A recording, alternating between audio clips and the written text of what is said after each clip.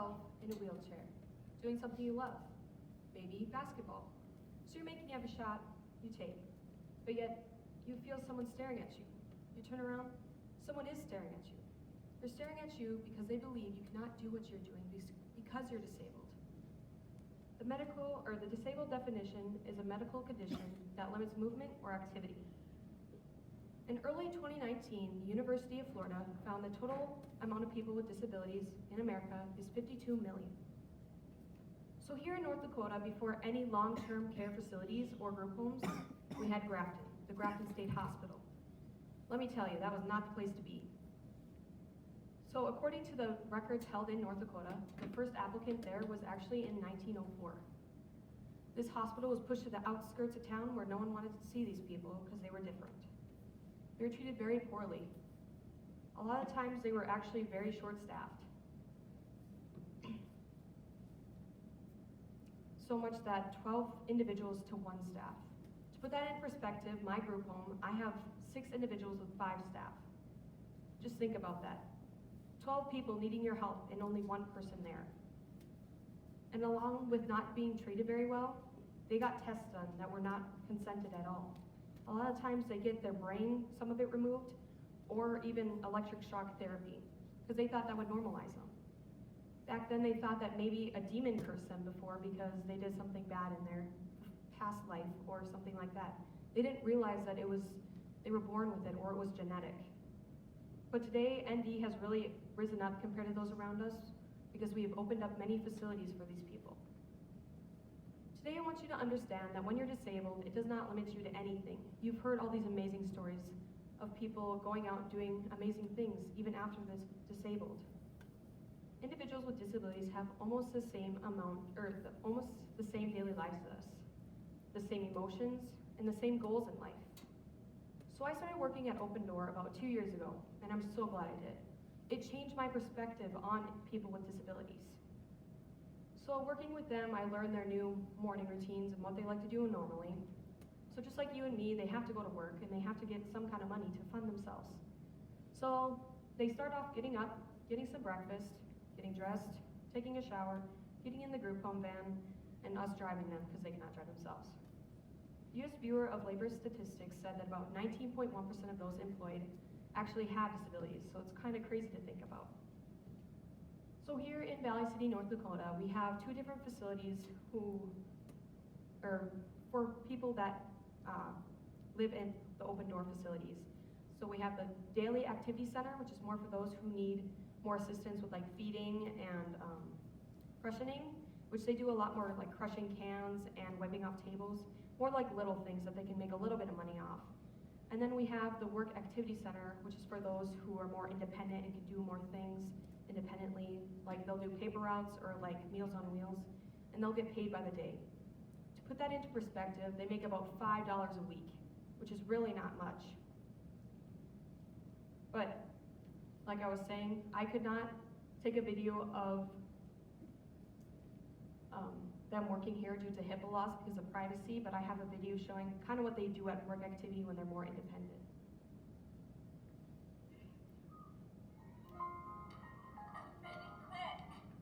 One of the arguments made during the ARC lawsuit was that individuals with disabilities would be a tremendous drain on community resources. Opponents of deinstitutionalization overlooked the idea that those very individuals might have something valuable to contribute. I'm the auditor for the City of Harvey, and I oversee the financial aspects of the City Habit Services, run our recycling center. We own the building. They own the stuff inside of it, and they perform all our daily duties to recycle for the City of Harvey, and they do a wonderful job. Habit Services is just one of more than 30 organizations in North Dakota that foster community integration for adults with disabilities through jobs, education, and housing. The recycling center Habit Services operates for the city is both providing employment and a chance for workers to feel they are contributing something important to their community. I've been here for a long time and feel like I like the job. I work in the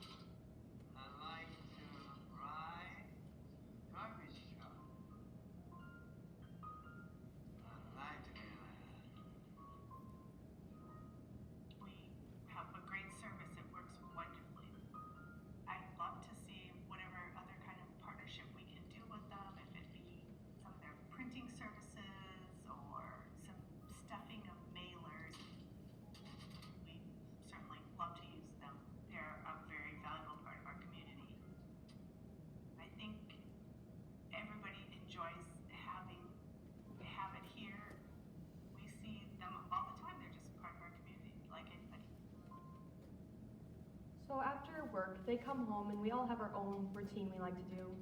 But usually my individuals I take care of, they do their meds, do an objective like maybe folding clothes or something. Then have some free time again, and then have supper, do another objective, and then have more free time, and then they'll go to bed. So really, they're really not any different than us. They just need a little bit of assistance with their daily lives. So with working comes frustrations, and they can feel emotions just like you and me. They can feel relationships with other staff or individuals or peers or anything. It's really not like they're emotionless, and yes, they may get a little bit more frustrated with things more easier than you and me, but really they're just like you and me. So I interviewed one of my individuals asking what makes her the most upset. She told me, it makes me most upset when people try to cut me off when I'm trying to talk. And I mean, any of us would get mad about that. But I asked her, why does that make you so upset? She told me, because I want others to know what I'm trying to say and what I'm trying to get across.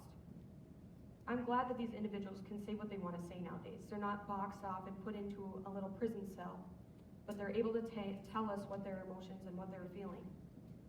Along with emotion, they can feel happiness or complete in life. They can feel pride in their work, whether big or small. Or they can feel at peace where they are in life, where they're at and where they're going. Like I was saying before, they're not canned in one area anymore.